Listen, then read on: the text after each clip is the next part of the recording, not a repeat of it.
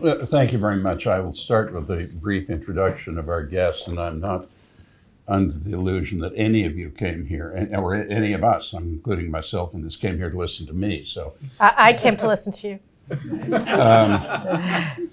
I'll shortchange you. Oh, man. As most of you would be very familiar with Caroline Glick's background, but just in a word, she was born to prove the fecundity of the great state of Texas. She was born in Texas, but raised in Chicago. And she went to Israel in 1991 and indeed emigrated and spent, I think, 4 or 5 years in the Israeli Defense Forces. First, if my memory's good, in the Judge Advocates Department, but then as a specialist in Palestinian affairs, and was, I believe you negotiated with the Palestinians following the Oslo Agreement. And she is a graduate of Columbia and Harvard universities with a space in between, and was mustered out of the IDF as a captain. And she's had a remarkable career as a journalist, including a time as managing director of the Jerusalem Post. Unfortunately, not when I was its chief shareholder. Otherwise, I might have emigrated to Israel myself. And No, actually, it was. You were my boss. 2002, I joined. yeah, just for 1 year then. But she's been published, as you would know, in a great many distinguished places, and has had a number of impressive and substantive think tank positions, including chief researcher of the IDF's Operational Theory Research Institute, and I believe the head of the Middle East section of the, which I believe you still are, of the Center for Security Policy. So she is a remarkably qualified person. And we're, I think, principally talking about the current crisis in Israel. So I will start off by asking you, I'm sure you're all pretty much familiar with it, but the position of the judiciary in Israel is unlike any other country. And it is really the only country I know of that is ultimately dominated by the Supreme Court, by non-elected people. And not only non-elected, but in a court system where they replace each other. The majority of these selection panels are sitting judges, so they just keep replacing themselves. And this is not, in fact, a democratic system, but it's what you have there is at the philosophical level an argument between the forces led by the former Chief Justice, President Justice, I think it's called. I won't pronounce it right, but Aharon Barak, and the argument being that justice is everything, and where there is, as he says, no judge, there is no law, whereas in most democracies it's rather the other way around, and the judges are there to apply the law. And the way this is ramified is that the powers of the Supreme Court include the ability to dictate to the Knesset, to declare who should be invited into a government, rejected as a minister of the government, the adjustment of the criterion for judicial decision-making from straight interpretation of the law to accommodation of the views of what is, as I understand it, described as the enlightened community of Israel, which is defined by Chief Justice Barak and others as reasonableness, but in practice turns out to be a rather collectivist view of the world, dogmatically and narrow-mindedly enforced. Bear in mind, these are not elected people, and other than by themselves. And this, when all the cant and emotionalism is stripped away, is the, tell me if I'm mistaken, Caroline, but is essentially the core of the present crisis, because the Netanyahu government has a clear majority in the Knesset and came in on a platform that included a revision of these as they consider them to be, undemocratic rules, and they have a clear mandate, but it is being fiercely contested. And so let me start by asking Caroline to tell us what the current state of play is. It's an intense controversy, and must admit, I am not adequately knowledgeable about what happens when you get into that kind of a wrestling match between the elected government and the Knesset majority and the entrenched court system in Israel. So would you tell us, first of all, to the extent my summary was not accurate, please fill it in, and can you tell us how it looks, who's going to win? So yes, your summary was extremely accurate and precise, and so I congratulate you, because it's very difficult to know the realities of the situation, since the media in Israel doesn't cover it. They hide it. They've been hiding it for 30 years now, since Aaron Barak enacted his judicial revolution, what he referred to it as a judicial revolution, behind everybody's backs when we were doing other things, and transformed Israel from a parliamentary democracy into what is being referred to as a juristocracy, or laurocracy of a rule of lawyers as opposed to a rule of law.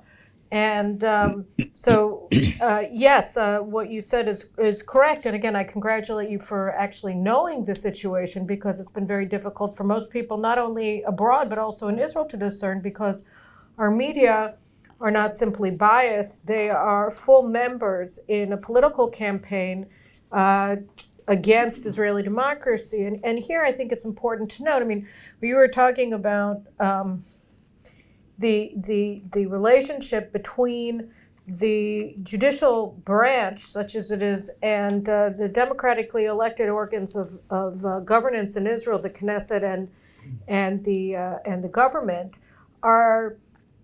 it's really a fight between two systems of government. One is an oligarchy and the other is a democracy. And so it is very difficult to find a compromise between the two, and it doesn't seem like it should be that way, because under a normal parliamentary democracy, or any kind of democracy where you have a separation of powers, and each branch of government accepts limits on their powers, then it isn't a fight between regimes. It's a question of realigning the balance of power through various means, whether it's in the United States through constitutional amendments, or in other parliamentary or presidential systems have other things. In France, they just form a new republic, but which in and of itself is a constitutional reformation of the governing system of France. So you have. If you've all agreed that you live in a democracy, you live in one kind of a regime, then when you have clashes between branches of government, they don't seem to be so bad. They aren't existential crises. They're power struggles, they're disputes, whatever. Here it actually is sort of an existential battle, because you're actually talking about two distinct forms of government. And so I think that's what we're seeing. Yes, today Haaretz is having a conference, and Haaretz is really come out of the closet as a hostile entity inside of Israel, as opposed to a newspaper. This week they posted an editorial calling for the United States to work against Israel at the UN. So I mean, they're calling for a foreign government to wage battle, diplomatic, albeit against their own country. So I think that takes them out of the category of media. But I don't think that they're alone in the new category of propagandist. I mean, they put Pravda to shame. And so, and at their conference today, former Supreme Court Justice Cheshin said that there are no limits on the power of the courts. That not only, Barak said that the basis of the court's powers is the basic laws of Israel that he accorded constitutional standing to. So he said that the source of the Supreme Court's power are the basic laws, and now the Supreme Court has arrogated it to itself the power to actually cancel basic laws. So now they're saying that they're actually even more powerful than the source of their power. So there is no source of power. So what's their source of power? It's exactly what you said. It's this concept that justice only exists with the presence of judges. Law only exists with the presence of judges. And that there's something primordial about a judge that predates everything else, that is the foundation of all. In the beginning there was a judge. Well, yes, but he was God, right? I mean, but not in their view. In their view, they are God. And so that's also why they're so closed to the concept of compromise. Their decisions aren't judicial decisions, they're revelations. They are, though. You're absolutely right. And if I may add, the whole picture is further clouded and envenomed by the spurious prosecution of the prime minister.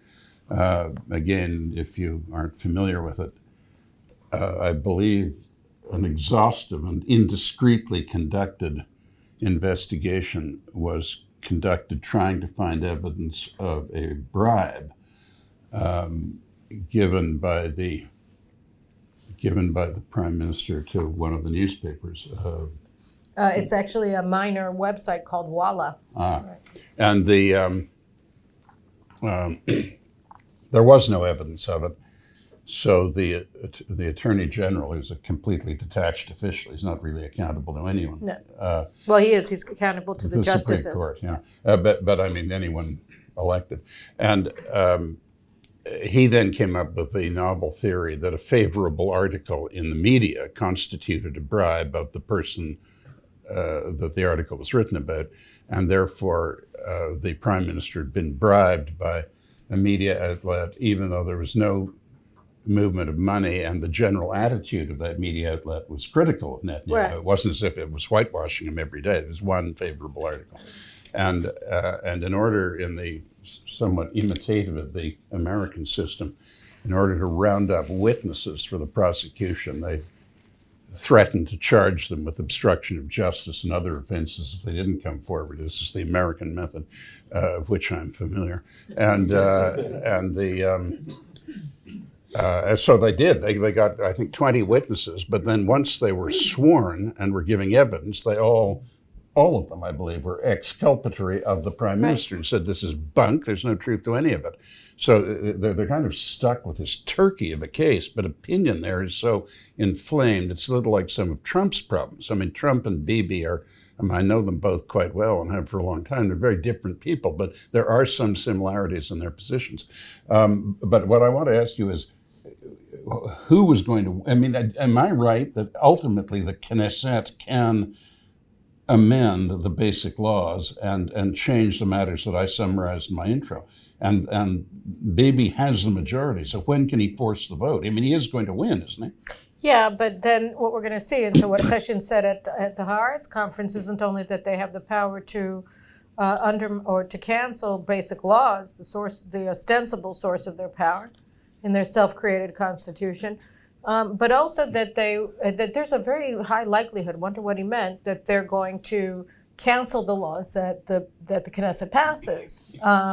So, the Knesset passes law to limit the powers of the Supreme Court, and then the Supreme Court says, we don't accept these limitations, and we're canceling your laws to limit our power. We don't accept limits. So that's where the politics become critical, and that's why we're seeing people like Ehud Barak, who I'm just looking at the news briefs while we're waiting to start this event. And so Ehud Barak, the former prime minister, not related to Aaron Barak, but both insidious people, so he has been one of the leaders of the riots against the government that have been going on now for 7 weeks, and so he attacked in his speech at the Haaretz conference the president of Israel, Yitzhak Herzog, who has said that the president of Israel, right, who said that the sides have to come together and reach a compromise.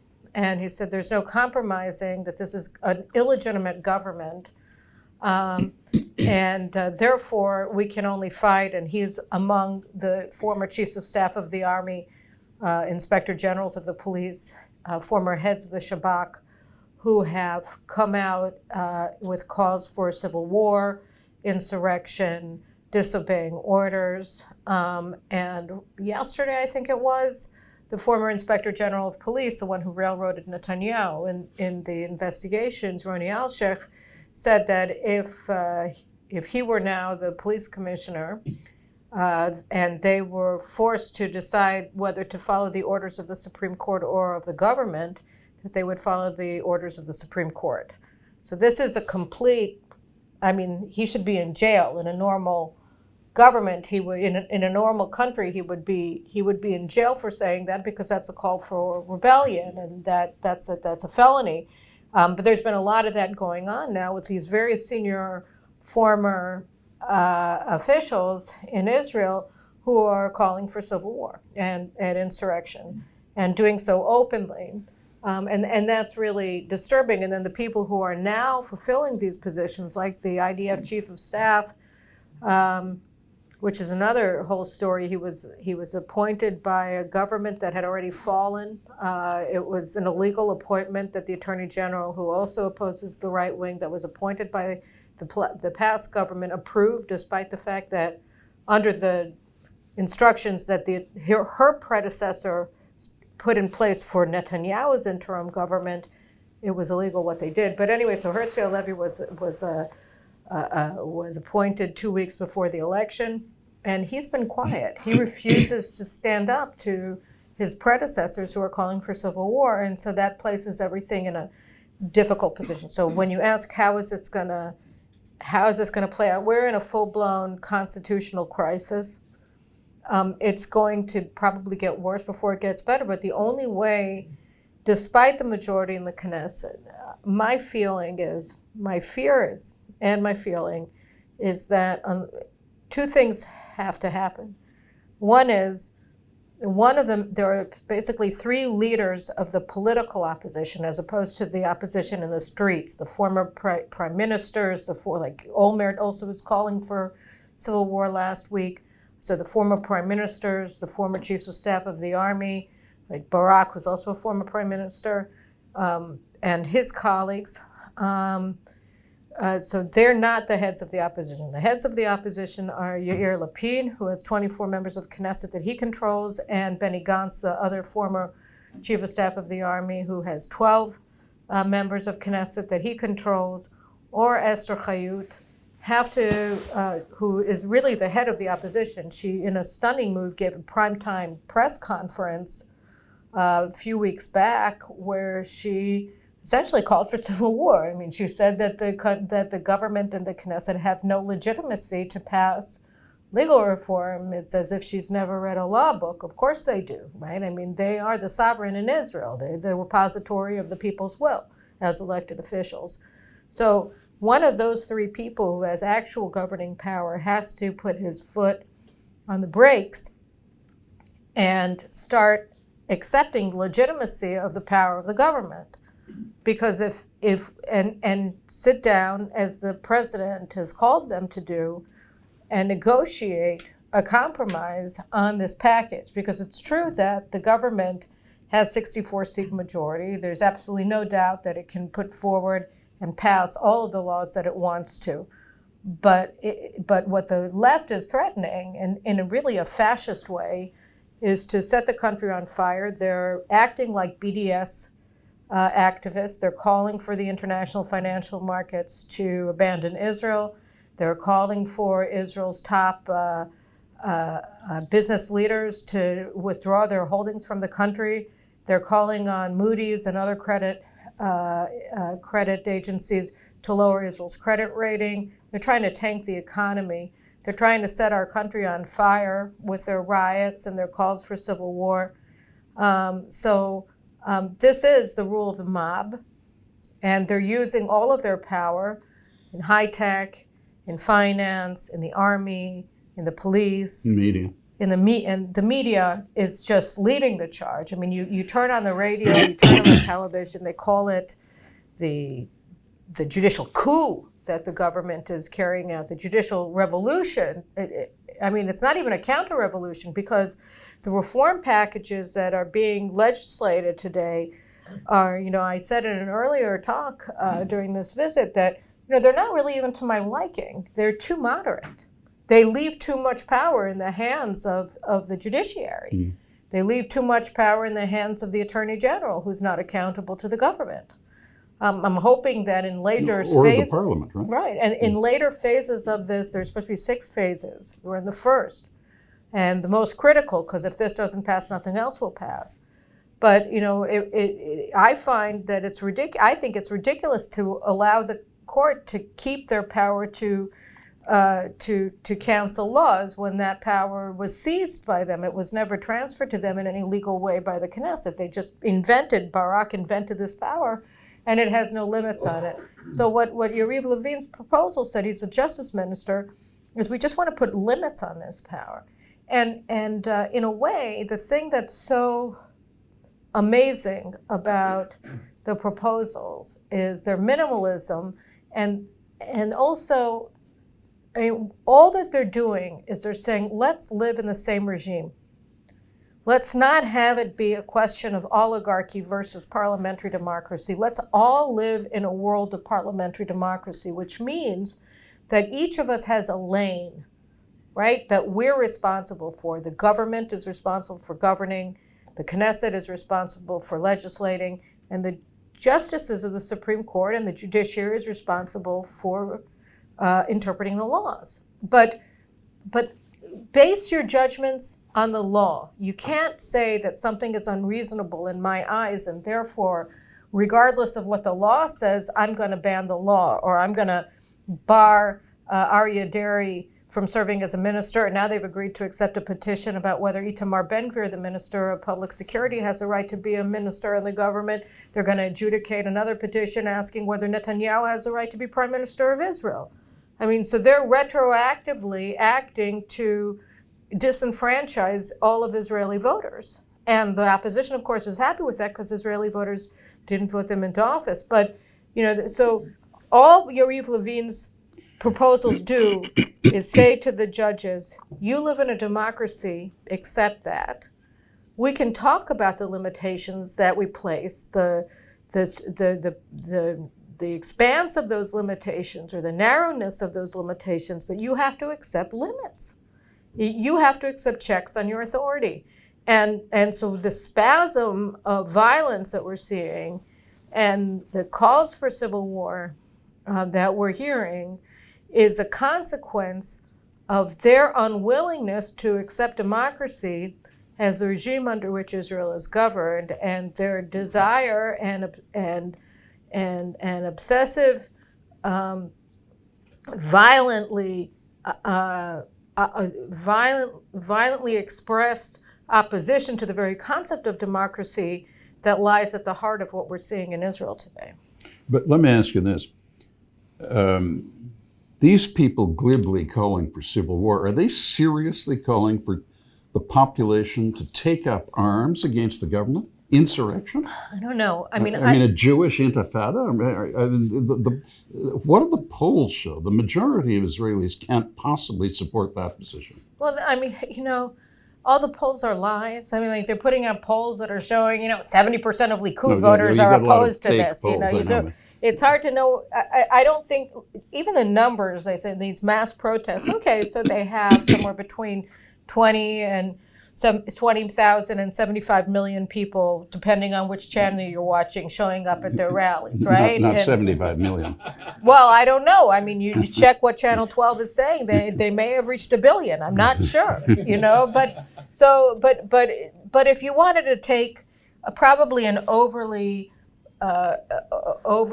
solicitous estimate and place it at an average of 80,000 people at these protests. Not so many.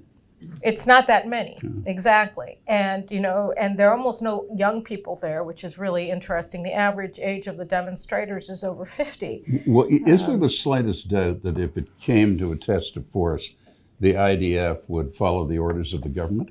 So that's the thing, right? I think what we've seen increasingly over the past 20 years is that there's a real division between the general staff of the military that's very influenced by by the Pentagon and by the Israeli elite, which is what we're seeing in the streets today, and the rank and file going up to brigade, maybe division commanders. So I think that if they tried to go to war, they wouldn't have any soldiers.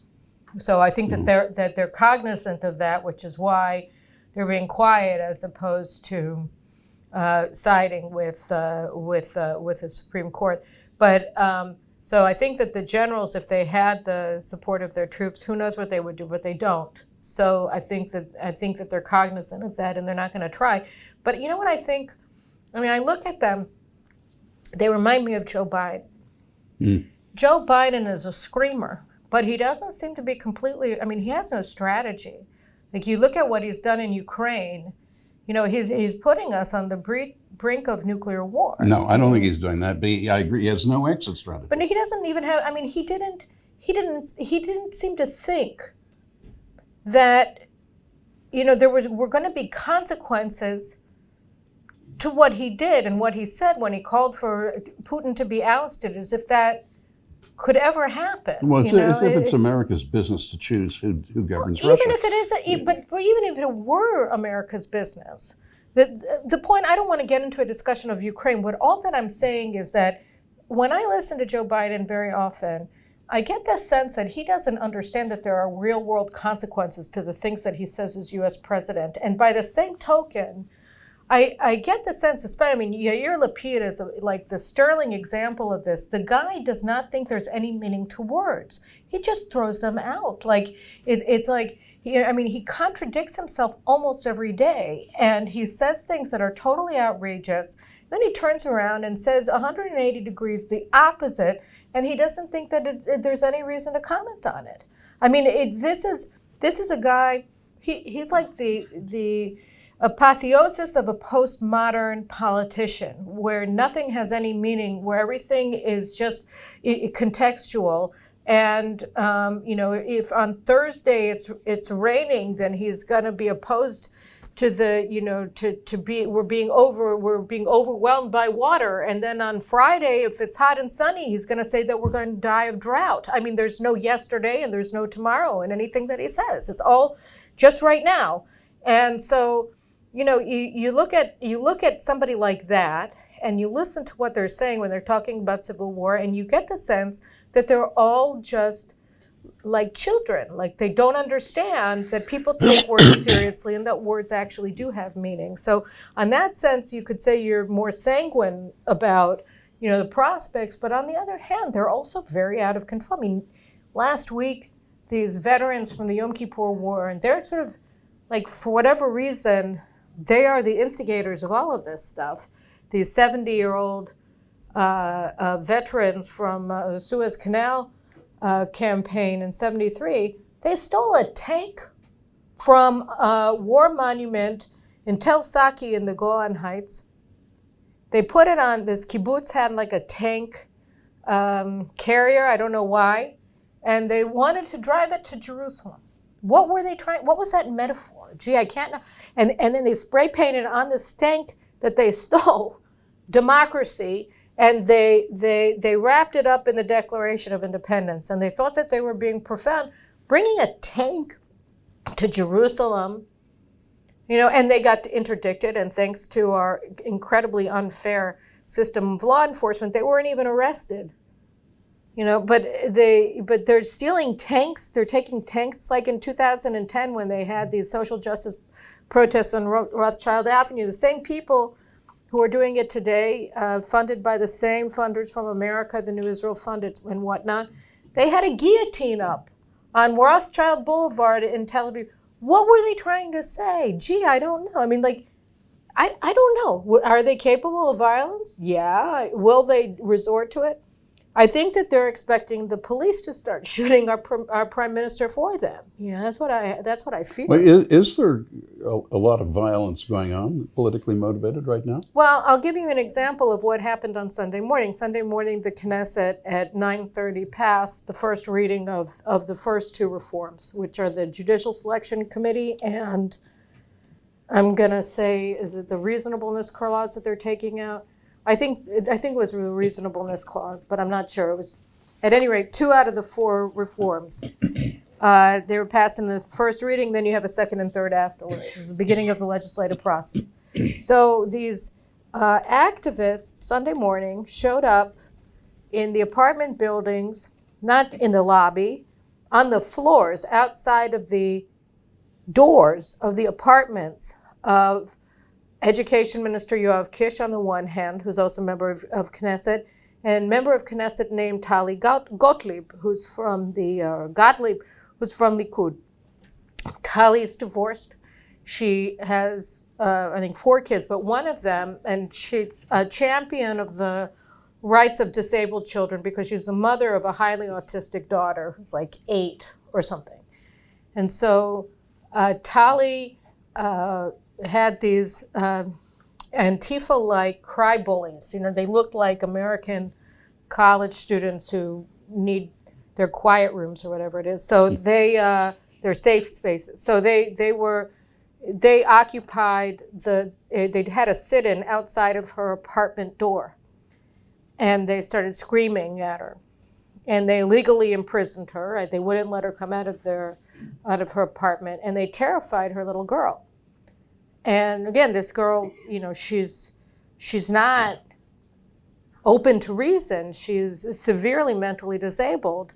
And so they wouldn't let her take her to her daycare or school or whatever, or leave her building. And the girl finally the police got rid of them. They didn't arrest them. They only arrested 2 out of the 20 that were there. And then they were let out by a magistrate court's judge the next day, which is something that would never happen if they were religious and supporting the Judean, you know, the control of Judea and Samaria, or if they were Haredi, or Ethiopian, or working class denizens of working class neighborhoods in Tel Aviv, fighting illegal immigration from Eritrea. All of those, they would have been pulverized by the police and left to rot in jail until some magistrate courts on appeal decided that they should be allowed out for a while until their trial. But they were all let out the next day, just these 2. And her daughter had like a psychotic fit, you know, because she was terrified by these people, and Tali was begging them to leave, and they refused. So, you know, that's violence. They knew what they were doing. Tali is an outspoken champion of children. She was saying, "You're terrifying my daughter, you have to go." And they refused. And they refused to leave.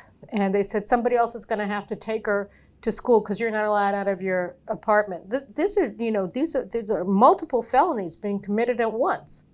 And they don't care. So I think, you know, that's a manifestation of thuggery that we've never seen before in Israel, as far as I can remember. And it's only getting worse. It's not getting better.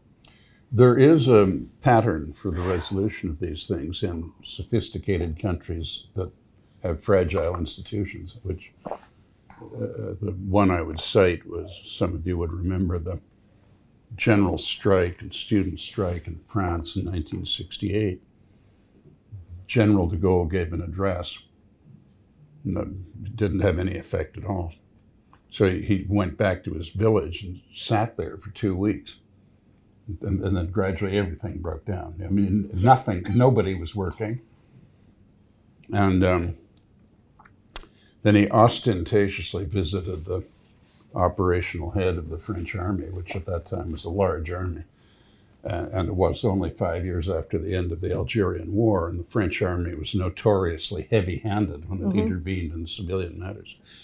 And, you know, he being the personality he was with the background he had, there was no question he had the absolute loyalty of the army.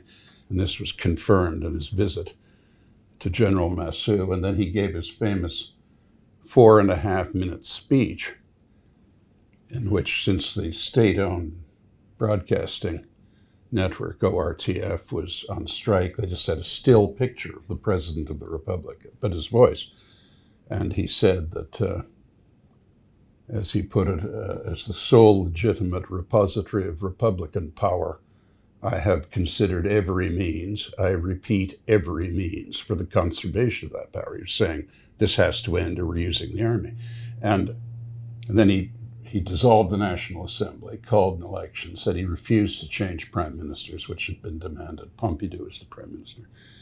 And then he was quite explicit in saying that it would all unfold as provided by the Constitution, unless, as he put it, there's an attempt to gag France by the same methods that the teachers have been prevented from teaching, students from studying, and the workers from working.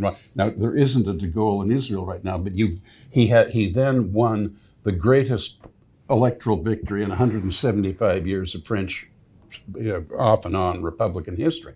If you leave it long enough, the bourgeois spirit of France, and I'm not saying France and Israel are interchangeable, but there are some comparisons, will assert itself. People become tired and frightened and annoyed at constant inconvenience and the overheated agitation of illegitimate elements. And in that election, he completely decimated the left. And again, France isn't Israel. There is no de Gaulle in Israel. But there is that spirit of bourgeois outrage after a certain point. Now, can't Bibi wait for that and capitalize on it? It's a very different situation. I mean, I happen to be reading Kissinger's book on leadership now, and It's a brilliant book. And yeah, I didn't like what he said about Adenauer, but whatever. But you didn't what? I didn't like Adenauer. All the things that he admired in Adenauer, I thought were horrible. But whatever. Henry is a German, after all. He's Jewish, doesn't he? Anyway, so but I happen to be on the part about de Gaulle, and certainly there aren't that many parallels between de Gaulle and his power and Netanyahu. I mean, de Gaulle had he forced the constitution that gave the president. He wrote it himself. Right, he wrote it himself, and it was good for him, and it was also good to a degree for political stability in France. But I think what has to happen in Israel, and again, this goes back to the question of the kind of regime that we have. We have to. Bougie Herzog deserves a lot of credit for offering a compromise. I don't like his compromise. I don't like his politics. He's a leftist, right? He's a former head of the Labor Party. Who are we speaking of? The president. But Yes. what he did was he accepted the legitimacy of democracy.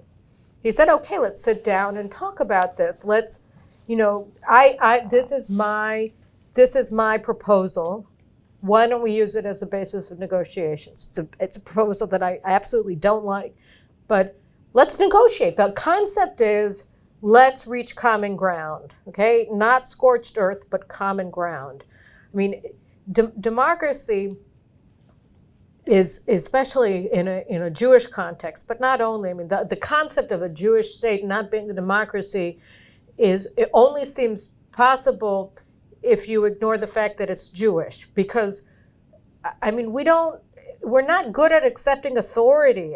We're not that kind of people.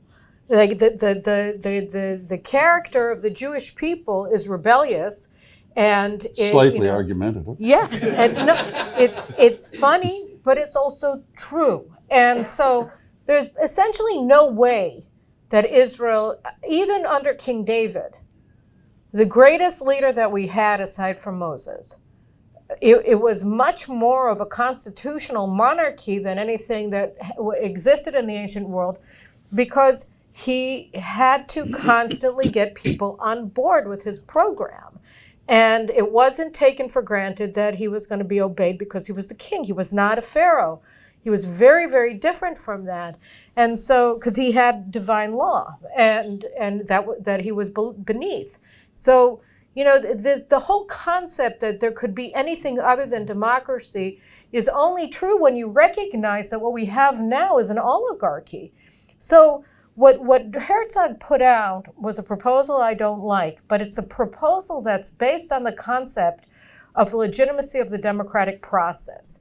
And the difference between an oligarchy led by judges and lawyers in general is that their way of adjudicating disputes is inherently anti-democratic. And by that I mean, when you look at Congress or the Knesset, or I would assume the Canadian Parliament, what you see is a lot of log rolling, a lot of, okay, you get this, I get that. Nobody's happy, everybody gets 60%, right? I mean, there's always, it's all about compromising to get an outcome that is acceptable to people who fundamentally disagree on a lot of things.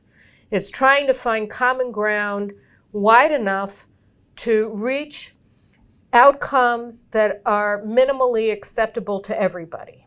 All right, that's what democracies do. They reach compromises between disparate groups. They don't reach an absolute conclusion, which is the nature of adjudicated decision. So a judge comes to a judgment, and that's dictated down to the petitioners. And either he sides with this one, or he sides with the other side, or he requires a compromise that he delineates, but that's not the same. And so it's a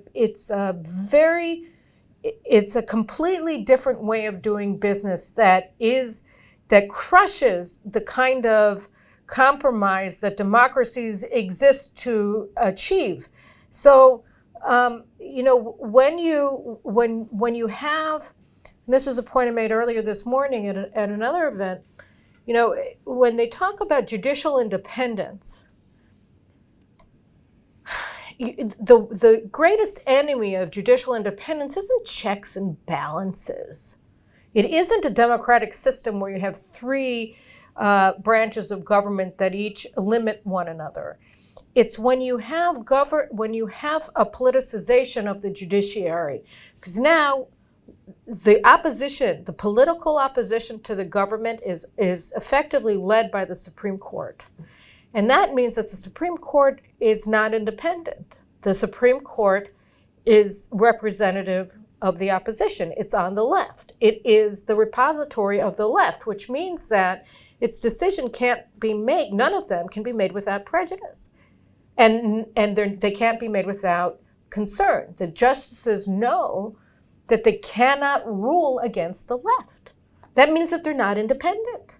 So the judicial independence that we all seek in a democracy is obviated, is canceled by judicial tyranny and politicization of the court, which is what we're experiencing in Israel. It simply cannot be independent now as presently constituted.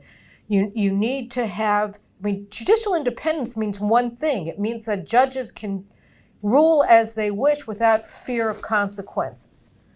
But now, of course, there will be massive consequences for any justice who even thinks about ruling against the left. They just won't do that, so they don't. So they retroactively disenfranchise 400,000 Israeli voters who voted for Shas, led by Aryeh Deri, by banning him from serving as a minister in government without basis in law. There was no legal basis for their decision. Well, they claimed he had been convicted of something. But that didn't matter. First of all, there's no legal bar for convicted felons to serve as ministers in the government, so it doesn't matter. Some of them. Well, it was a phony conviction, wasn't it? Everything was phony about that decision. It had no basis in law. Even the people who made a quasi-legal argument, it was a faux legal argument. Everybody's looking up in the dictionary. What does estoppel mean? And even like once we figured out what estoppel mean, it didn't have anything to do with what they said, because you don't bar people from government for that. Well, they did. But Herzog, are his politics like his father's? His father was a director of ours, so I knew him, and he was a moderate man, I thought, not a leftist. Is his son more to the left?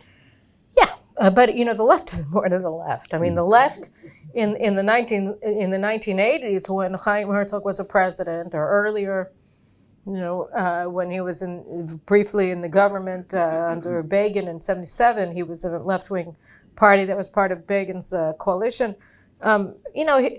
It was a different time. It's like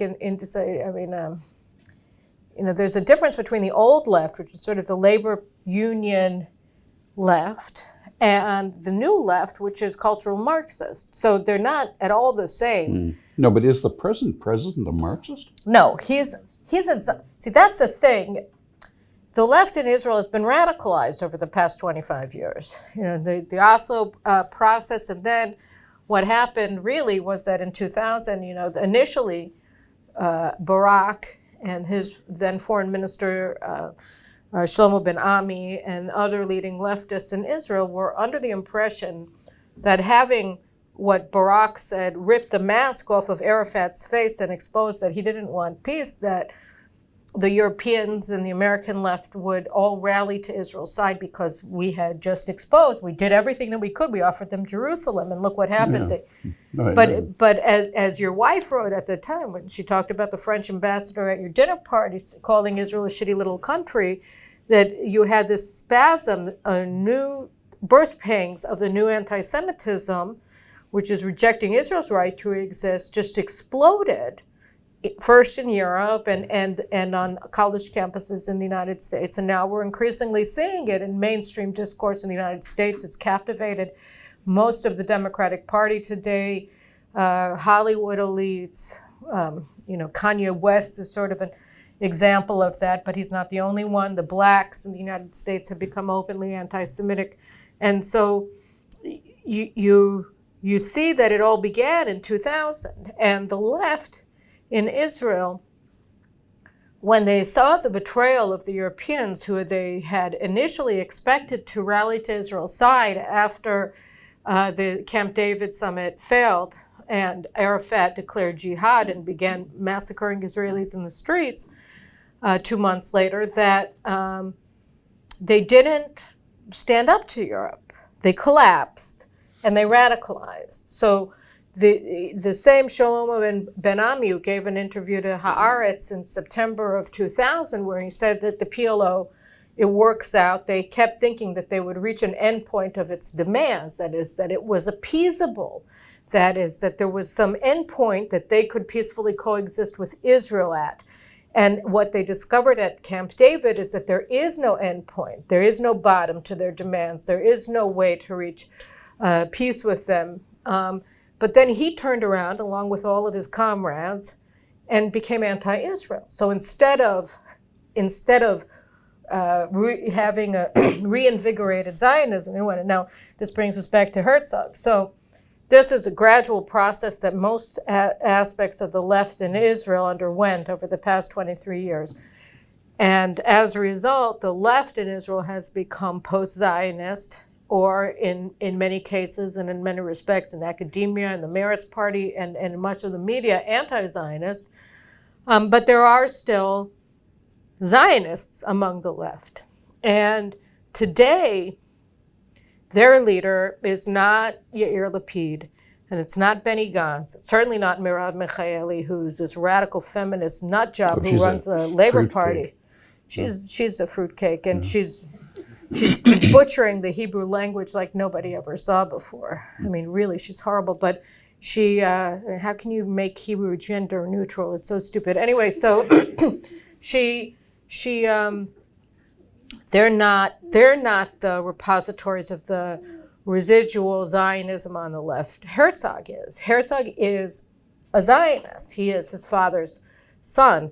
And his grandfather was the chief rabbi of Ireland, right? And so he's a proud Jew. And he's like a Jewy Jew, I mean, he really is. It's not like a reform rabbi or something, who has replaced Judaism with social justice progressivism. It's actually feels comfortable sitting in a yeshiva and going over a page of the Gemara with the students there. So, if he's calling for compromise, what's he actually proposed? So he's proposing a change in the selection of judges that would still give undue power to non-elected officials. So there would be judges and there would be public representatives.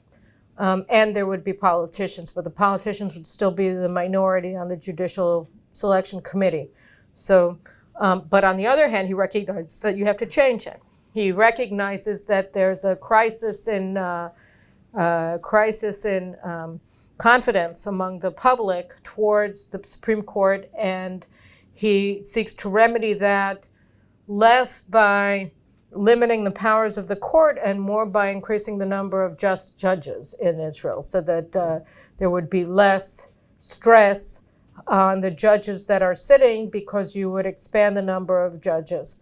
So that's another aspect of his proposal. He's willing to have an override clause of Supreme Court decisions, but he wants the majority to be larger than 61, and he... That's not necessarily completely unreasonable. Well, I think we can also, if we got the first three things, if we got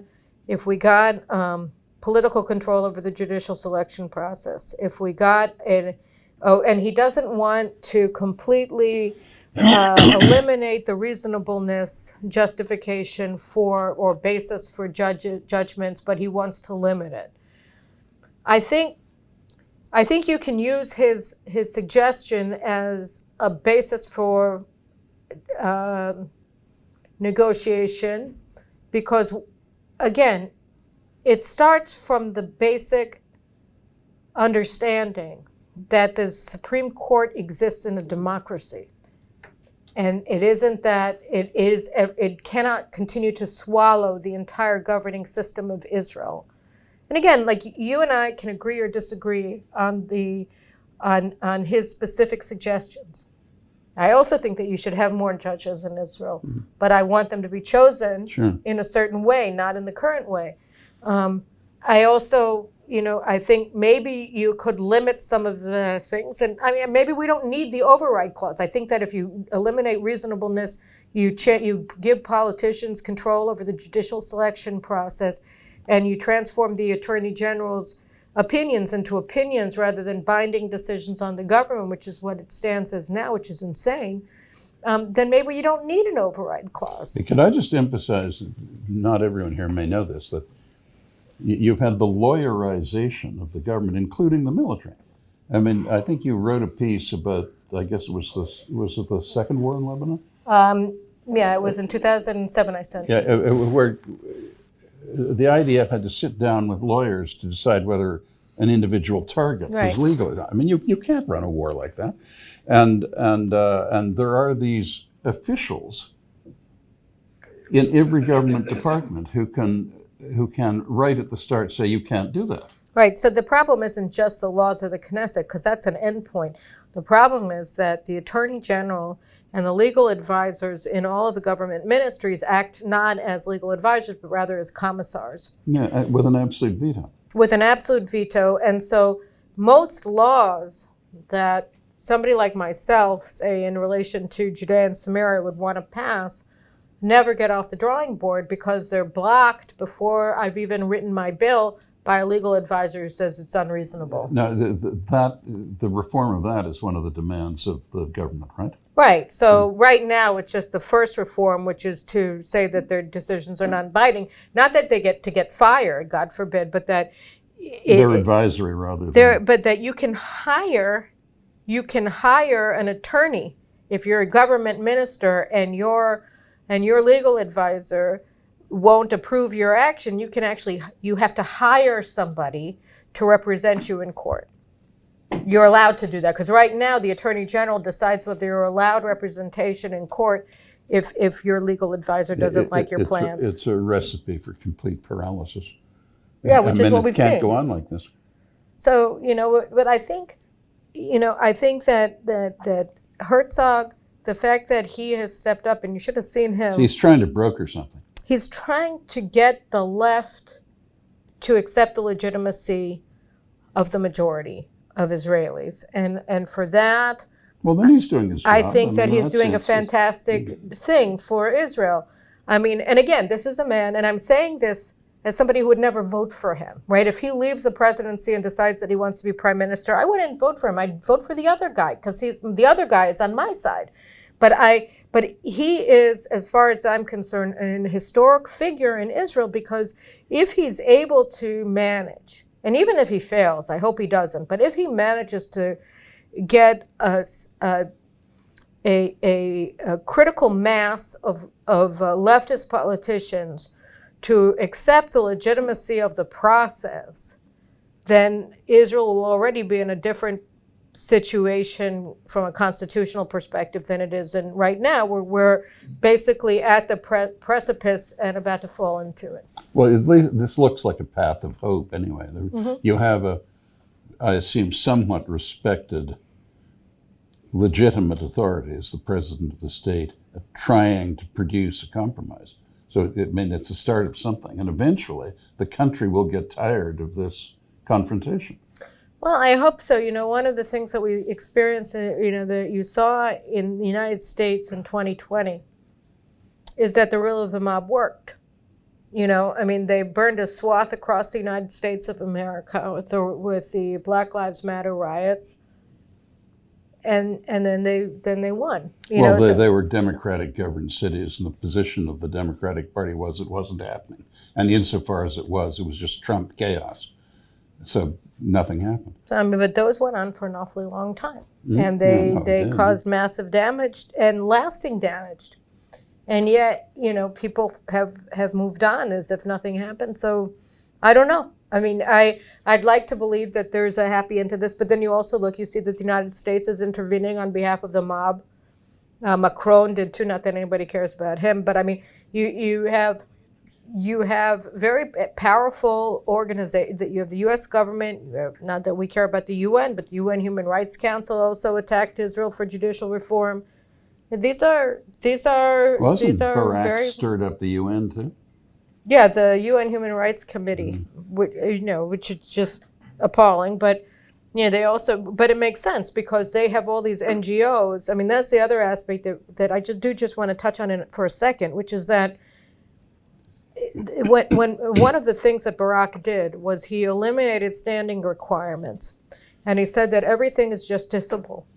So as a result, that you had this industry arose like mushrooms after the rainfall of political organizations registered as NGOs, as human rights organizations, civil rights organizations, funded by foreign governments, who then petitioned the court as a form of lawfare against the government of Israel to undermine every single government policy, IDF, counterterror operation, Jewish property rights in Judea and Samaria, in Jerusalem, and increasingly in the Galilee and the Negev. Foreign governments donated to 38 NGOs like this 300 million shekels for the last 5 years, from 2017 to 2022. That's almost $100 million. So, and these organizations petitioned the court nearly 800 times on 800 specific government policies or laws of the Knesset, to what the Norwegian government referred to in one leaked document as an effort to gum up the works of Israeli democracy to block the government from governing. So this was all ordered or invited by Aaron Barak when he eliminated standing requirements and said that, and declared all things justiciable. So. Look, can I ask you this? These people who are agitating against Israel, the anti-Israeli Israelis, who are calling upon the world to boycott Israel and so forth, what kind of Israel do they want in the end? They can't actually want a discrimination against the Jewish people. They're trying to change Israel in a way that, they can't seriously be actually hostile to Jews because they're Jews. So what do they want? I don't know. Maybe they can. I think no, but they're not Nazis. No, they but behave like that. But no, but they're. Do Americans who, American students, professors who say that the United States was born in sin of slavery and that there's no way for it to exculpate its sins, and that everybody from the founding fathers to Abraham Lincoln is a dead white man who was a racist and doesn't deserve to be remembered for anything other than the fact that they were white and racist. What kind of America do they want? Yeah, You but know, that's not more than 5% of the population in Israel. You have a substantial number of people who are very anti-Israel. But what do they want to do with Israel? They don't want to hand it over to the Arabs, do well, they? some of them think that, I mean, I don't know that they've thought this all through. I think that one of the main motivators for these people is hatred, and in some cases it's racism against non-Ashkenazic Israelis. It's hatred of religious Jews. It's hatred of Jews who don't see the world the way that they do. You know, they have their good token Moroccans, just like, you know, any normal racist would have their token whoever they hate. Mm-hmm. And so a lot of this is motivated by hatred, extraordinary hatred. It's explained by everything in the West, including in Israel, the following. What they want is all power removed from conservatives. The lesson for liberals of World War II is all socioeconomic political goodness is on the left and only the left, and all socioeconomic political evil is on the right and only the right. This is a continuation of the simmering of the sinking of the Altalena. It's never been resolved. No. Israel's already had one prime minister assassinated. If Netanyahu is assassinated, it will not be surprising. They mean to fight to the death to remove power. It's a story of Canada, the story of Israel, the story of the United States. That is what's explaining these anti-Israel Jews. They do not want conservatives in power. So it isn't exactly anti-Israel. No. They just want a far left We Israel. see it in the entire Western world today. Après moi la now my déluge. question They is this. think that nobody else has the right to rule. Why won't Netanyahu do what he can do to shut this down? Trump didn't have those governors arrested, which he should have, who were harboring the governors who were giving safe harbor to these. The criminal sanctuary governors. cities, they should all be Right. arrested. So why doesn't Netanyahu come out and publicly say the following? The greatest evil on earth is Marxism. Everyone who self-describes as a liberal is a Marxist. We are going to have a judiciary that is impartial and interprets the law and nothing more. And if that requires firing every single one of them, we will do it. Everyone who's on the left is a traitor to Western civilization. Why won't he do that? That's, by the way, pretty much what de Gaulle said in '68. That's right. Now Reagan did that. If you can't name your enemy, you're dead. Reagan said it. Reagan came out and publicly said, they're evil. Why won't Netanyahu do it? He was saying that about foreigners, though. He didn't say that about Americans. No, he wasn't. He was talking about Russia. He was talking about an evil empire. He finessed that. Yeah, that was the Russians, Okay, though. but It why wasn't won't Americans. Netanyahu do this? I mean, He doesn't have that kind of power. First of all, like I said, you know, there's really no comparison to de Gaulle because our system of government is so different. Aside from that, he's a criminal defendant being on trial, and they're using that against him. So either Netanyahu is evil or his enemies are evil. There's no way around no, it. I mean, look, you have to understand that we only arrived at this point where we even have judicial reform on the agenda because over a long process, I've been writing about this for over 20 years, more and more Israelis have come to recognize what has happened to our democracy. But it was an extremely long, drawn-out process. I know I've complained to my friends and my colleagues for years, why don't people get it? You know, look how many times do I have to write the same article?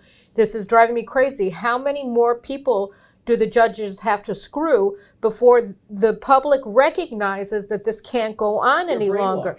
No, they're not. Let me just finish. First of all, if they're brainwashed, then we can't reform anything, can we? We have to educate them. As opposed to the left that took all of these powers without legal basis. In the dead of night, he gave himself, Aaron Barak seized the power to cancel the laws of the Knesset the week that Rabin was assassinated, okay? In a petition that nobody was paying attention to because it was an economic case. And what did he do? He's like, he's the Godfather. He even sounds like the Godfather. So what he does is he asserts the right, and he doesn't use it in the Mizrahi case in 1995. So he said, we have this right, I'm not going to use it right now. And he used it later. So nobody's paying attention. Rabin was killed that week, okay? And this is when he made the judgment that they have the right. So all of this stuff is done in the dead of night. Then they assert these things like it's happened all along, like there weren't 40 years of Israeli history where this didn't happen, where we were a democracy, right? Under successive Supreme Courts, we were a democracy, and the Supreme Court did not abrogate laws and did not seize the governing and legislating powers of the government and the Knesset.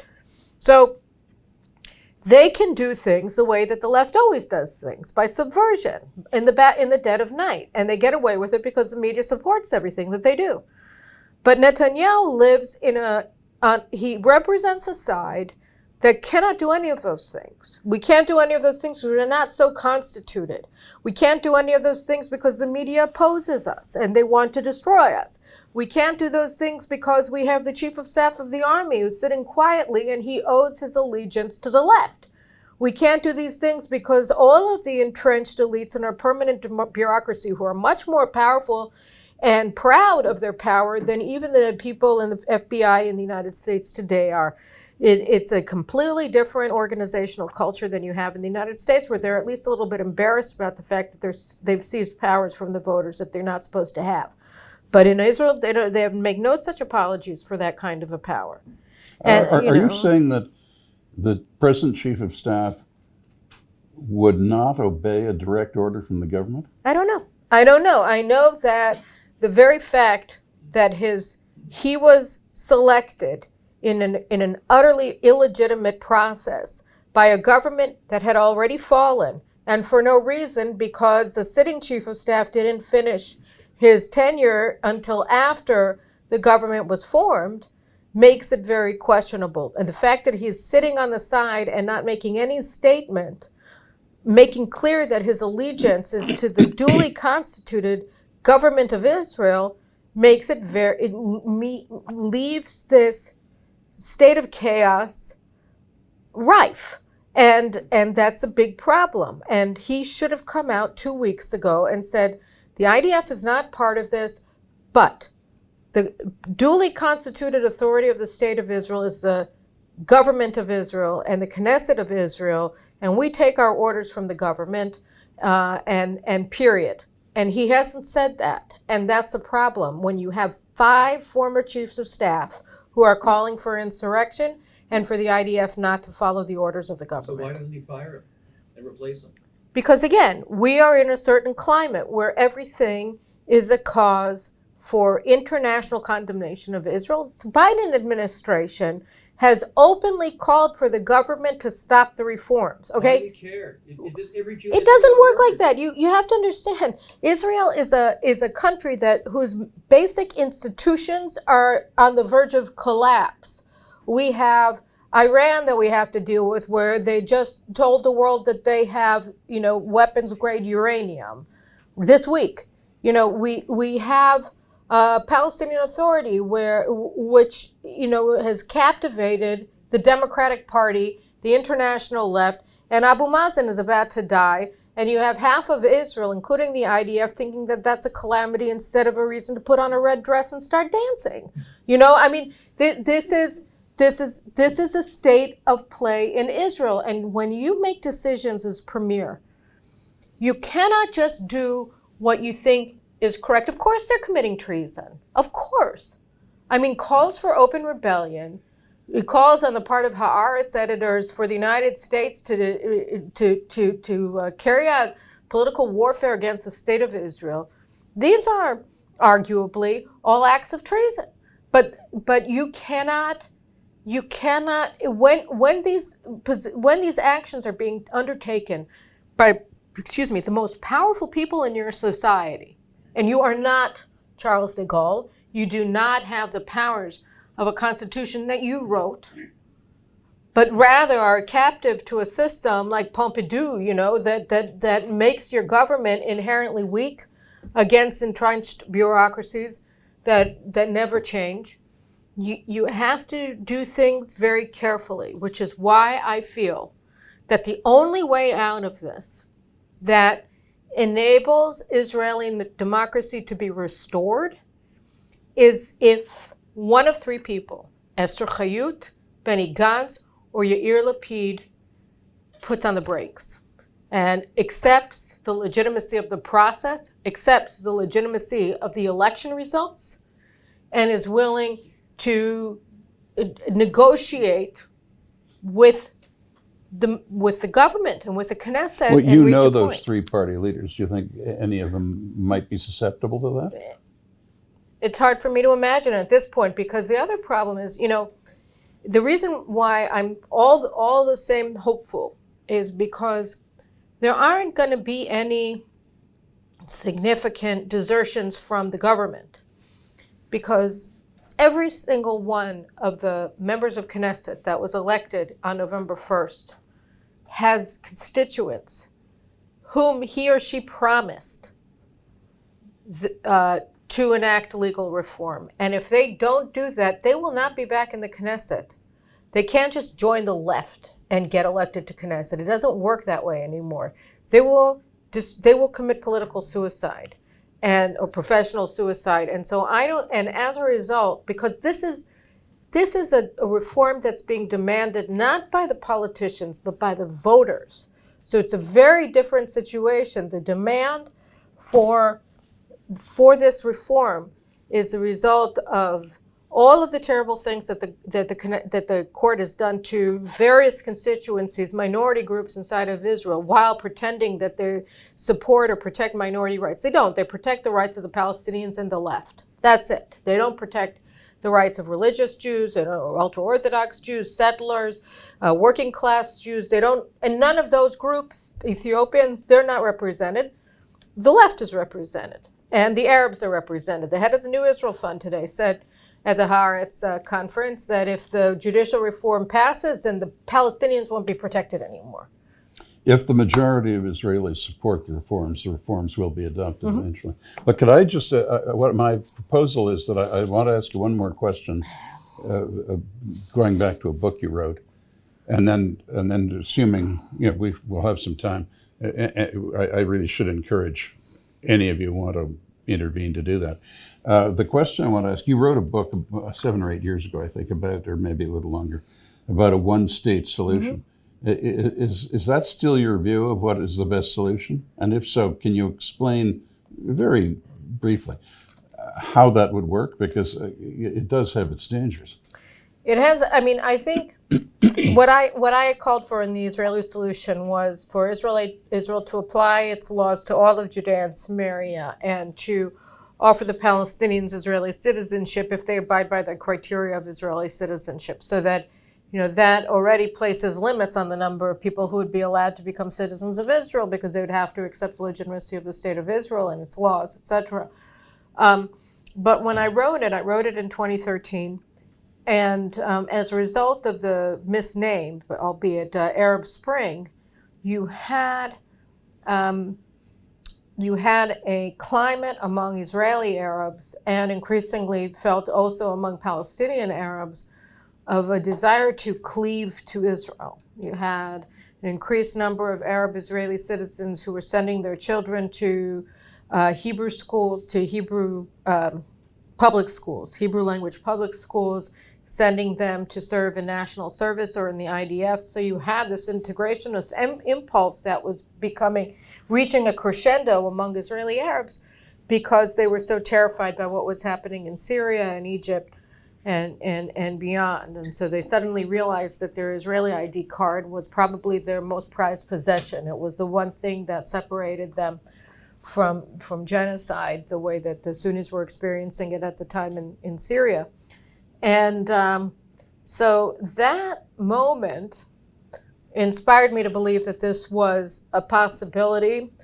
But that moment has passed. Israel failed, I think, to empower the Israeli Arabs who wanted to be fully integrated citizens of the state of Israel, and instead continued to enable the empowerment of the most radical forces in Israeli Arab society, both the Muslim Brotherhood Islamists and the sort of Hezbollah, PLO-aligned communists and Arab nationalists, who are PLO, Nasserist, whatever. So that we had a moment where we could have, I believe, we could have had almost like what the Americans were trying to do in the counterinsurgency in Iraq but failed. But we had the possibility of actually doing it, of being good to our friends and bad to our enemies, and enabling our friends among the Israeli Arab community to become the political leaders of that community. But what we have instead is 10 members of Knesset from Arab parties who are all supporters of terrorism, who all support the annihilation of Israel. And in 2022, the Israeli Arab community was probably in a strategic pivot point in Israeli history. They fought against their Israeli Jewish neighbors in conjunction with Hamas during Operation Guardian of the Walls in May of 2021. And that was a pivot point in Israeli history, because from now on, everybody planning a war in the IDF has to take into account the likelihood, not the prospect, not the possibility, but the likely prospect of Israeli Arabs joining the war on the side of our enemies. And so that's changed a lot of things. At the same time, I think my basic point remains correct. And my basic point was this: the left, broadly speaking, presents us with what I think is an imaginary choice, but all the same, they say we have a choice. We can either surrender Judea and Samaria and eastern, northern, and southern Jerusalem to the PLO, or we can become a state where, I guess they call it an apartheid state, where we would lose our Jewish majority, and therefore our only option is to surrender these areas to the Palestinians. And I think what I proved in my book was that we are better off absorbing the Palestinians with all of the threat that they may manifest to Israel than enabling the Palestinians to have a state. That the true existential danger to Israel is a Palestinian state in those areas. It is not the policy difficulty of absorbing, whether as citizens or permanent residents or what have you, the Palestinians. I think that if I were to trade my druthers, what would be the best long-term parking space for our conflict with the Palestinians? I don't think you can resolve it, certainly not as presently constituted. The Palestinian national identity is built entirely around the appropriation of Jewish national identity and Jewish national rights. It's not about coexistence at all.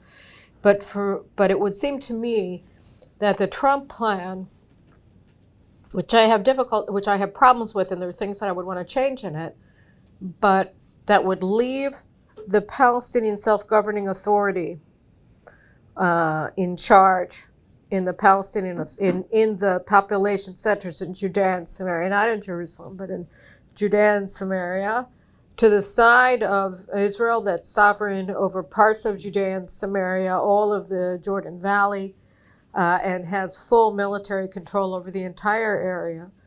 I think that hybrid solution is probably the best, most stable, long-term outcome that we should be hoping for. That's what I think. Would anyone like to make a statement, or may I start here? I'll come to you. Yeah, please. Thank you. So thank you for everything you've both said. And you mentioned that Iran has brought the uranium enrichment up to weapons grade levels. What do you think is the best and most practical Israeli way to address that, whether on its own or together with other countries? I think that there are two things that can happen, and they're not mutually exclusive. One is that the regime can fall, and the other is that Israel in conjunction with other states, perhaps in the region, perhaps with other outside powers, or on its own, can use military force to set back Iran's nuclear capability sufficiently to enable the Iranian people to overthrow the regime. So I think that the real key here is overthrowing the regime. I think that if the regime is allowed to become a nuclear weapons possessing state, that the likelihood of its overthrow is minimized. And I think that at that point we're looking at a completely different Middle East, because I think that our peaceful relations with Egypt, with Jordan, with Saudi Arabia, with the UAE, etc., would dissipate. I think they would.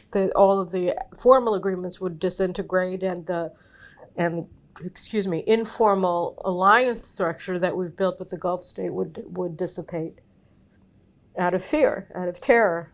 And so I think that it's imperative that they not be allowed to have nuclear weapons. And I think our best allies in that right now are the Iranian people who are seeking the overthrow of the regime.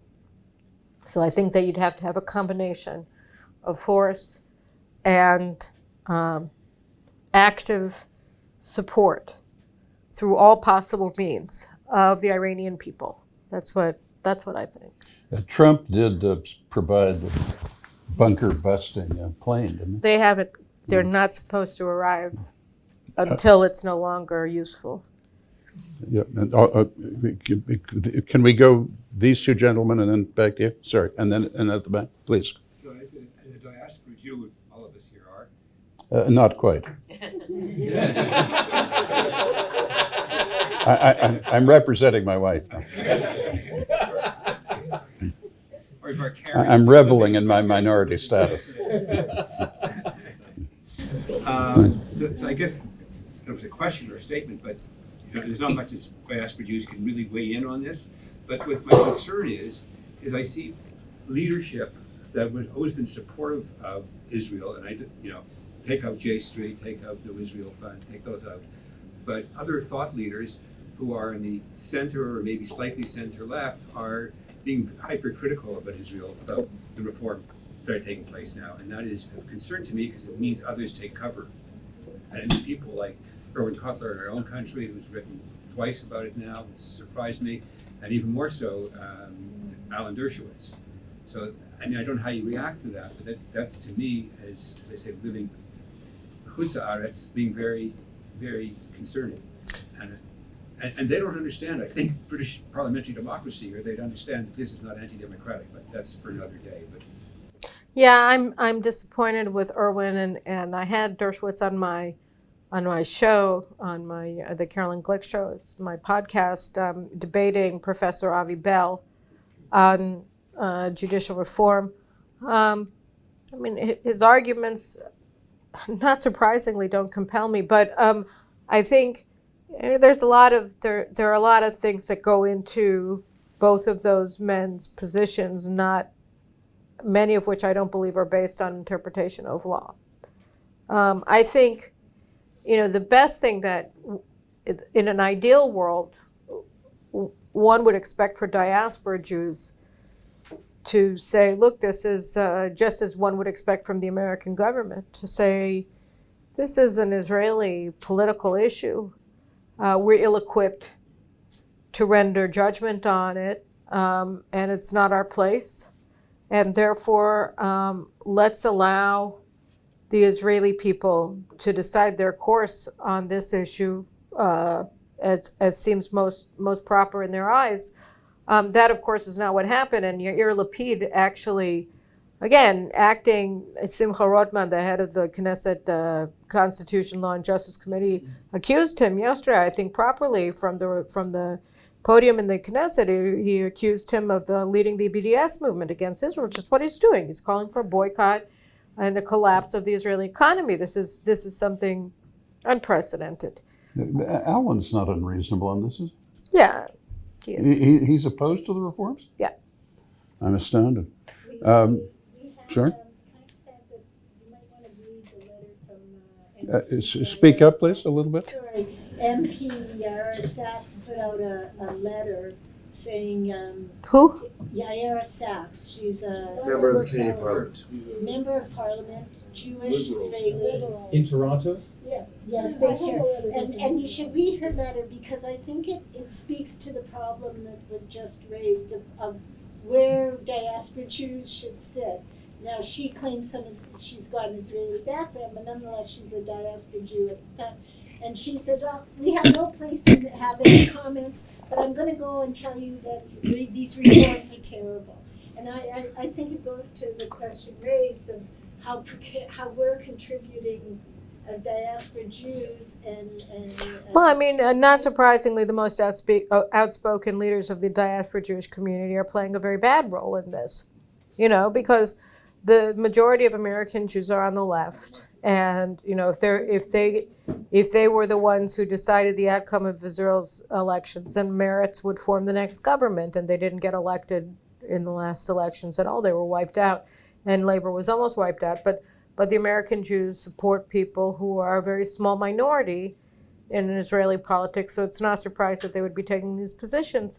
It's irresponsible, and it's unfair.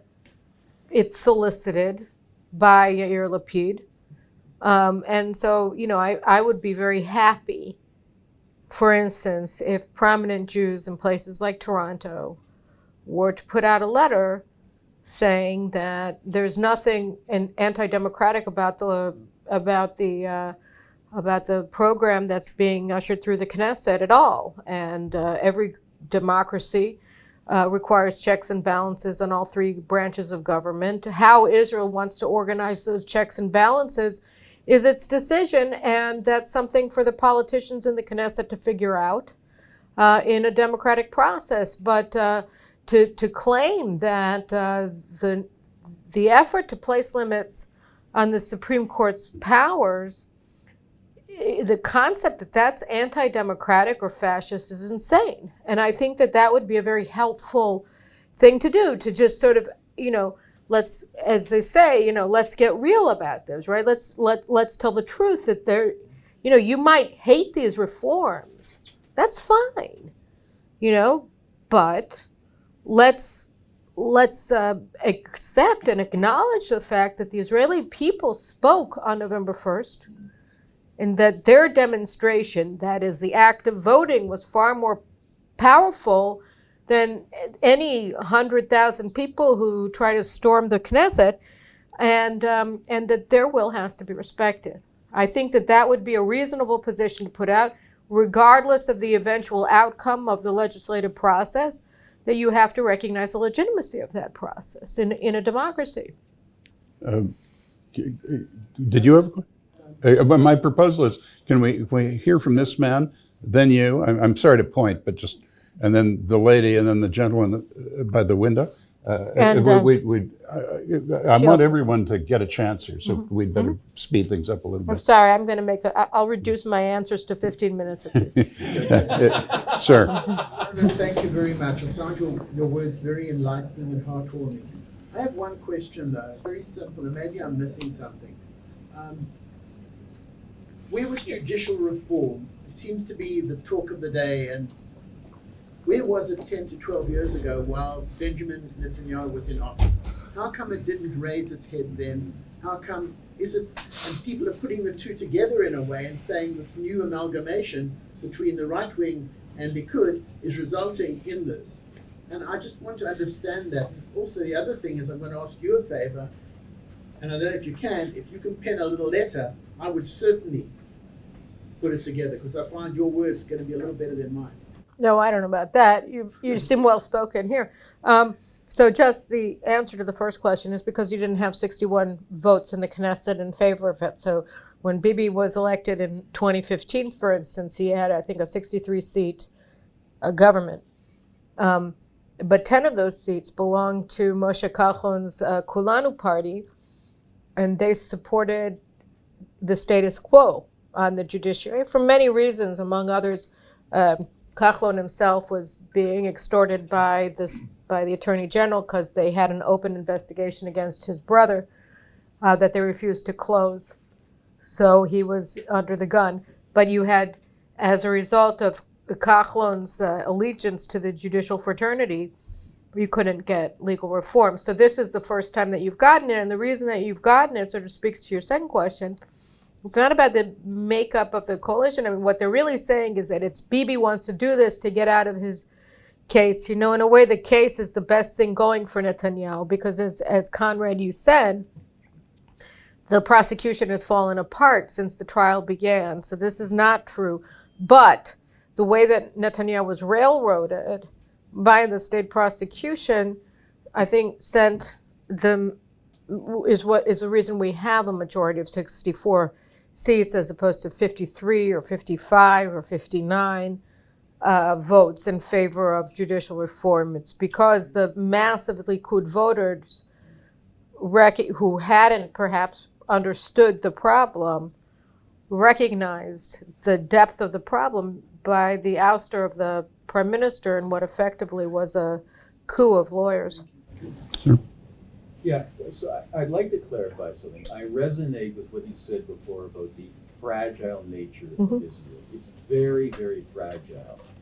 But when I look at massive changes throughout our society and our history, everything from when I was born in 1960, almost no cars had seatbelts, then suddenly almost overnight everyone does. Banning smoking. When we all grew up, we knew with 100% certainty, above all else that we knew, that there are only two genders, male and female. And now, it only very recently we've cottoned on to, now if you're the head of psychiatry of autistic children and you say that a boy who says he's a girl isn't a girl, you're fired on the spot. So my point is this. Even though it's fraught with incredible risk and danger, why do you think that someone like Netanyahu, with the uber majority that he has and the support of all the people, to stand up and state the following reality? Those on the left are neo-Marxists. Can I interrupt you? I understand what you're saying. Can I just interrupt you so that other people can get the chance? I think that the answer is this. You're right. Everything seems impossible until it seems inevitable. And that's true. That's how revolutionary change occurs in our world.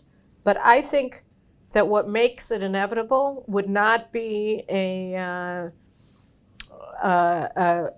speech like that, a de Gaulle-style speech by Netanyahu. Not a speech taking action.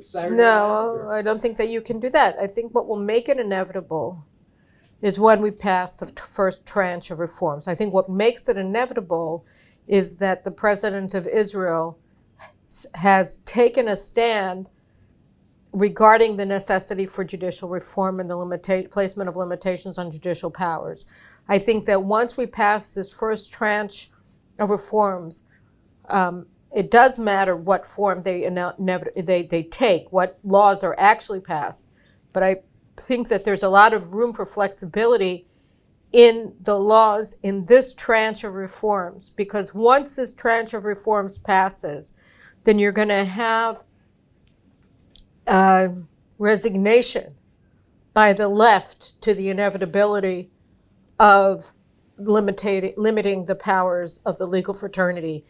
Don't forget, there are another 5 stages to this process. All aspects of the legal system are now going to be reformed once this happens. But none of this can happen until you have widespread acceptance and or resignation to the fact, after the fact, that there will be limits placed on judicial authority in Israel. So I think that is the most important thing when you have Cheshin and others stating that the Supreme Court is going to overturn the laws, or that they're going to overturn the basic law, Israel is a nation state of the Jewish people, or they want to oust Netanyahu from power, they want to oust Ben Gvir from power.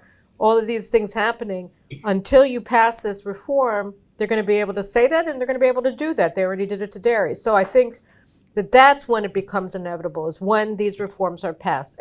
Again, in almost any way, if you remember, Chaim Weizmann had this statement where he said, in the Peel Commission in 1937, said, I would accept Israel if they made it this, if they would agree to Israel the size of a tablecloth, I would agree to it. The problem is they won't accept the principle that Israel has a right to exist in any size.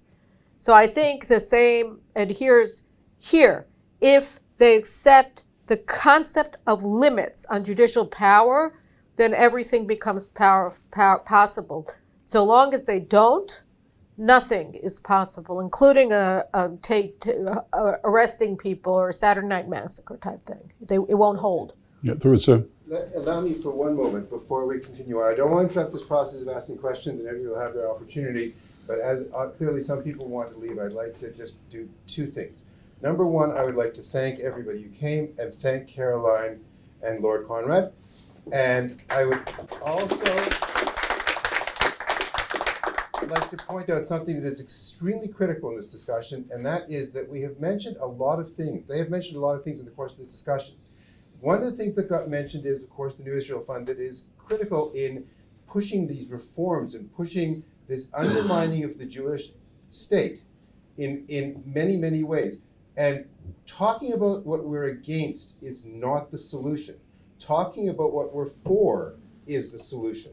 And one of the things that we must all be very aware of is an organization in Israel, I have no connection to it at all, called the Israel Independence Fund. The Israel Independence Fund has spawned, they're an incubator for organizations, Regavim, Adkan, Shomrim, all kinds of organizations that you'll be familiar with. The Israel Independence Fund maintains a very low profile and funds and spawns these organizations. Yes, we hear about the New Israel Fund because they have huge amounts of money. The Israel Independence Fund does not have enough money, and it would be a very worthwhile thing to look them up on the web and help them. Donate in some ways you can, and be a part of the positive aspect of this. I'm going to do one other small thing that I don't know if this is appropriate or not, but I'm going to point out that Caroline has come out and given us incredible information, shared her time with us in a wonderful, wonderful way, and Caroline is also worthy of support. And anybody who wants to support Caroline is please welcome to do that. And I hope I'm not embarrassing you. I apologize. A little bit, but okay. but it's very important to be for what we're for, not against what we're against. Being against something that doesn't get us anywhere. Let us be for what we're for. And on this note, I open the table up to more questions. My suggestion at this stage is that those who've identified themselves put their comments or questions one after the other, and then Caroline try a roundup of everybody. Okay. And then, I mean, I understand we're getting close to 2:00, so some people have to move on. Was there a question here, and then the lady and the gentleman by the window? Was there somebody here, or am I imagining that? Madam, would you? I'd like to bring things back to what we can do here in Canada, because all nice to talk about what's going on in Israel. I'm not an Israeli citizen. I would like to be one day, and hopefully one day I will be. But I'm speaking, taking the privilege away from Anita, I'm speaking as a member of the board of the Canadian Anti-Semitism Education Foundation, and I'm speaking as a rabbi's daughter and a rabbi's wife. I'm not a lawyer, I don't know anything legal. I have, for the last couple of months, immersed myself in trying to understand what's going on in Israel. What bothered me the most, and I'll say it in public, recorded, were the prominent rabbis here in Toronto who went and demonstrated against Israel outside the embassy with the mob of the New Israel Fund people. These were people who I have respected in the past. They lost my respect. They don't understand the concept of ma'arit ayin. Ma'arit ayin means there's certain things you don't do because it doesn't look good. For instance, I wouldn't go to McDonald's even for a coffee because somebody would say, oh, I saw Judith eating in McDonald's. It doesn't look right. So the average person in Canada, the non-Jew, even Jews, when they see rabbis protesting against Israel, they don't understand they're protesting against some judicial reform. All they see is, aha, the rabbis in Toronto don't like Israel, so why should I like Israel? I'm going to protest against Israel too. Right. I don't know how to deal with it. I just don't know what to do. Okay.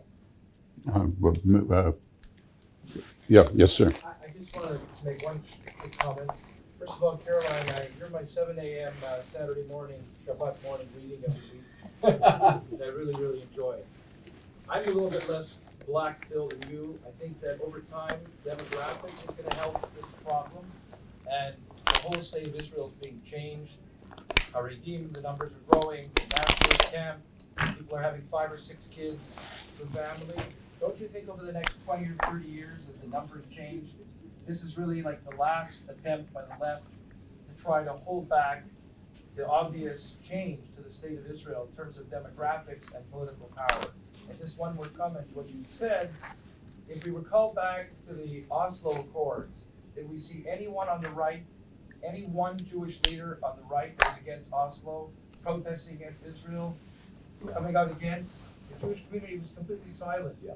Even those who were totally against it and thought it was the worst thing, and it was going to lead to complete, as some of Who my knew it? friends Who knew it? who knew that it was going to absolutely blow up. No one screamed, no one protested, no one said a word.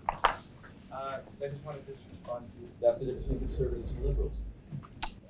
Can I just, I want to say 2 things. On that Oslo business, I editorialized about it in the Jerusalem Post and in the Daily Telegraph in London. And my view was it was a preposterous agreement that had no chance. But once the Israeli government had signed on to it, it had to be ratified. I didn't feel that the government of Israel could be revoked in Israel, although I didn't think it was a good agreement.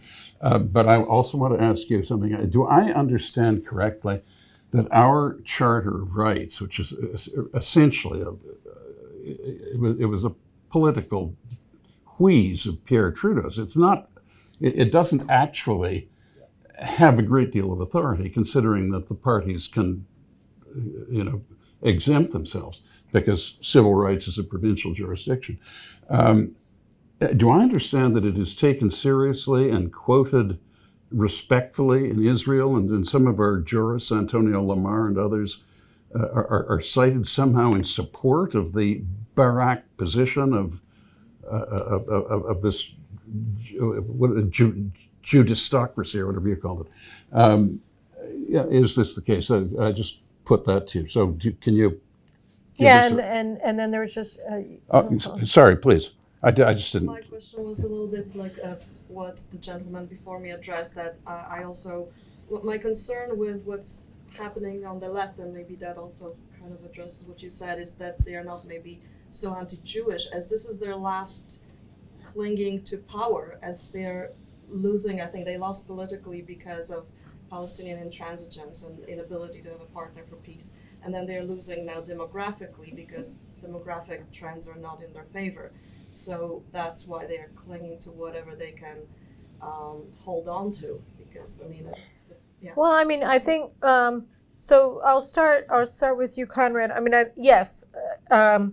Without my others can answer this better than I can, because I don't read their gobbledygook about the legal basis of their extra legal decisions. But they'll quote anybody as authoritative from the outside, and unless they oppose them, like you won't hear the Aaron Barak quoting Richard Posner or Antonin Scalia or Robert Bork, who all said that he was a mafia boss, and that they destroyed Israel's rule of law, et cetera, and he was a dictator. So they won't quote any of those jurists. But of course, any Tom, Dick, and Harry in Canada or in Finland or in outer Mongolia who agrees with their judicial philosophy is automatically a philosopher king in their view. And of course, their positions are binding, right? So yes, you see that. In terms of Marit Ain, I think you have to ask yourself a different question. Whose perception matters to them? Because I don't think that they're thinking as Jews when they protest against Israel. They're thinking rather as progressives. So that they're using, I call them as a Jew Jews. As a Jew, I'm embarrassed of Israel. As a Jew, I oppose this Israeli action. It's always as a Jew, but the Jew for them is an accessory to a progressive political identity. So I think that's the problem that Jews in Canada, in the United States, and in other Western democracies are facing, which is that you do things not as a progressive or as a conservative for that matter, but as a Jew.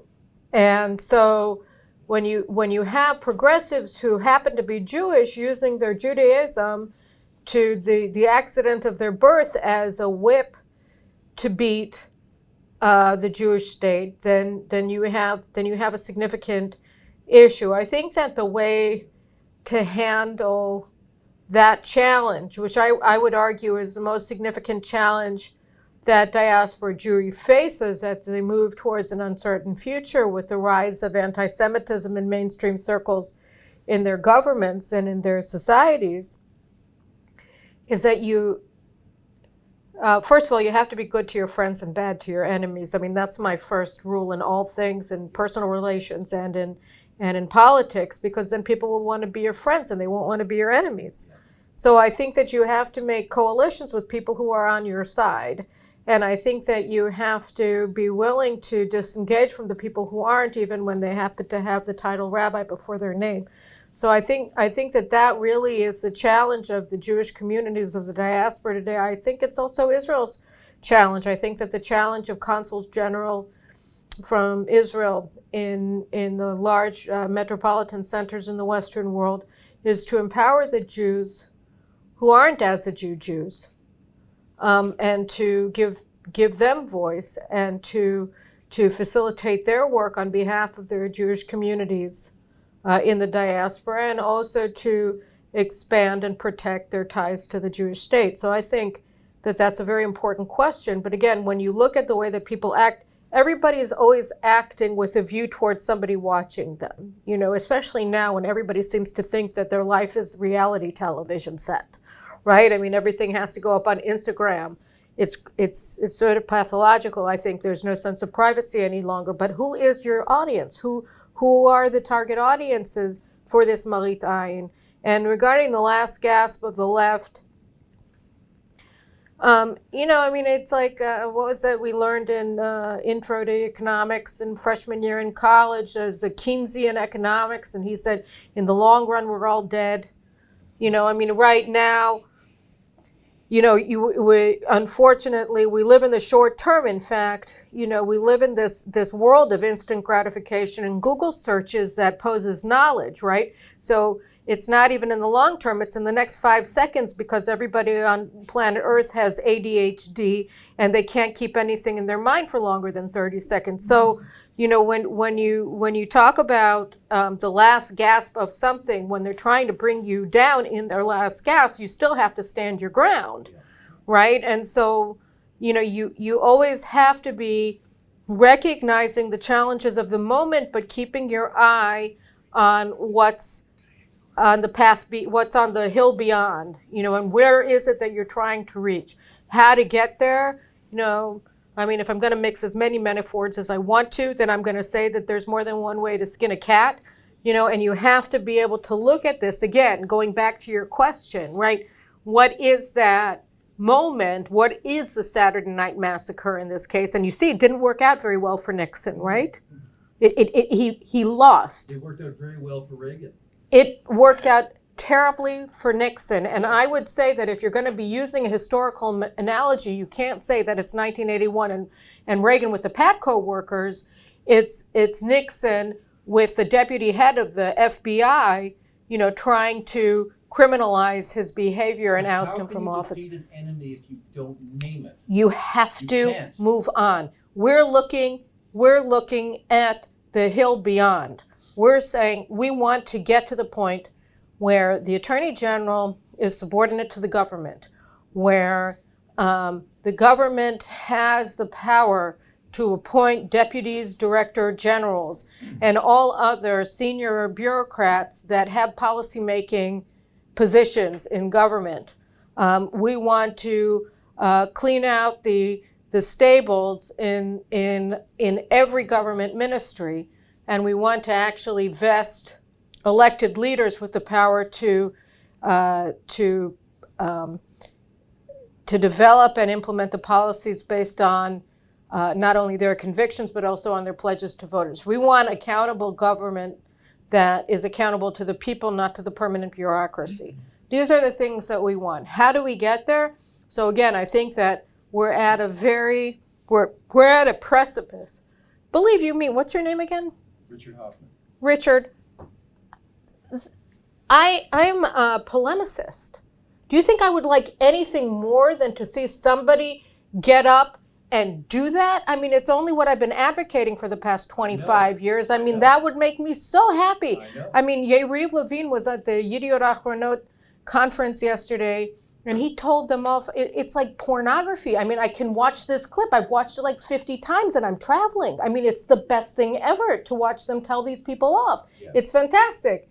But but that you have to, when you're in government, particularly in the case today where Israel's politicians are so weak in comparison to the court, the media, the permanent bureaucracy, that you have to be very careful. You have to use your ammunition sparingly and always be hitting it at targets that matter and always be hitting it at targets that will then propel you forward. So I think that the idea here is to make maximum use of what the president has offered in order to get to the next hill.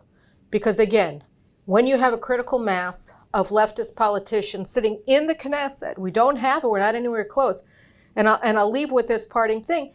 You can't get to the next hill. Yesterday or the Sunday, there was a member of Knesset from Yesh Atid, I don't remember his name.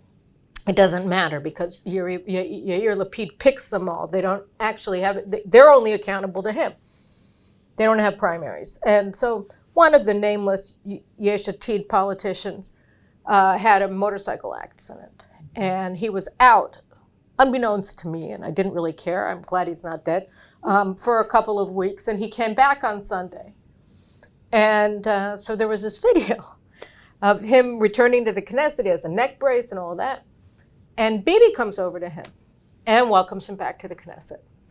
And you see, and this is, like they're all manning the barricades outside. They're all calling for civil war outside. And all this is just a very human moment when Netanyahu comes over to this Yesh Atid lawmaker and he welcomes him back. And the guy is surrounded by other Yesh Atid members of Knesset. And they're all, and the picture was beautiful. They're all looking with hero worship at Netanyahu.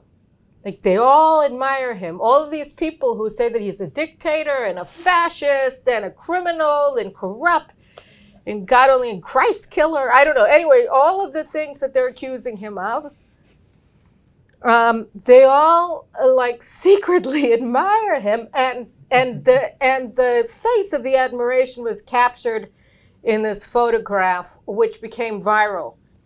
And Mayor Cohen is a former minister from the last government, the Naftali Bennett, the Yair Lapid government. And I think he was a social welfare minister or something. So he was one of the people drooling at Netanyahu in this picture. And, or ogling at him. Anyway, so the next morning he's interviewed on one of the propaganda stations. And it was very funny because for 11 minutes, all they wanted to talk about with him is to attack him for smiling at Bibi, okay? Now this is, I'm not joking, 11 minutes. All they can do, and they're screaming at him. First it's the anchor, and then it's the political reporter, and then it's the legal, and they're just screaming at this guy. How dare you smile at Bibi? And I think it's a very encouraging sign, because they're in panic. Because at the end of the day, being a member of Knesset means something, right? You're there. You're dealing with people. You know that it's all bull. It's all baloney, right? And the president already put down a stake and said this is legitimate, all right? So this too, God willing, shall pass. And we'll move on to the further goal, and we'll get past that one, and then you will see, without a Saturday Night Massacre, without screaming and yelling, things are moving in our direction.